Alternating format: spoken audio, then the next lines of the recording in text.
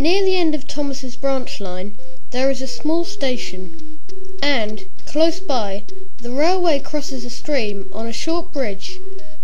As the snow melted, the water in the stream rose higher and higher, rushing and swirling in its hurry to reach the river at the bottom of the valley. Each time he passed the place, Percy watched the water anxiously. "Don't worry," said his driver. "It's got to come to a lot higher before it can stop us." Percy shivered. He could remember the time when he had been stuck in a flood. He had got very cold and very wet. Next morning, Toby came up from the harbour. "No problem with the stream," he said cheerfully. "The water is much lower today." "That's good," said Percy. He then set off happily with Annie and Clarabell, and when they stopped at the small station, Percy looked carefully at the stream. His driver went to look too. Toby was right. The water level was much lower today. "All's well, Percy," said his driver. "Come on, we've got a timetable to keep." They hurried to the junction, where Henry was waiting for them. "When is Thomas back?" asked Henry. "If he does," he added, "I shouldn't be surprised if he decides to stay, as a museum piece. He's old enough."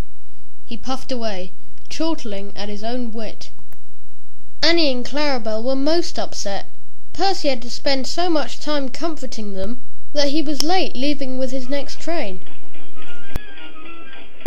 Percy then had his tank refilled with the water at the station by the river, and this made him later still. "Never mind," said his driver. "We don't need to stop at the station near the stream this trip, so there's nothing more to delay us." They reached the stream quickly, but, as Percy ran onto the bridge, he felt it sink slightly under his wheels. Then there was an enormous creak, and the bridge swayed. "Don't stop, Percy!" shouted his driver in alarm. "Keep moving!" Percy didn't mean to stop, and that was lucky. Clarabell was at the rear coach. As she crossed the bridge, it wobbled again. When her back wheels left it, there was a sudden, loud crash, and the bridge vanished. 1 second it was there, the next, it wasn't. It was safe to stop now. Percy's driver put on the brakes, and the fireman ran back to look. All he could see of the bridge was lying in the middle of the blue, rushing stream. Annie, Clarabell, and Percy were badly shaken. The guard telephoned a warning, and then they all went quickly home. The Fat Controller closed the line while the bridge was mended. At first, Toby and Percy enjoyed their rest, but they soon grew bored.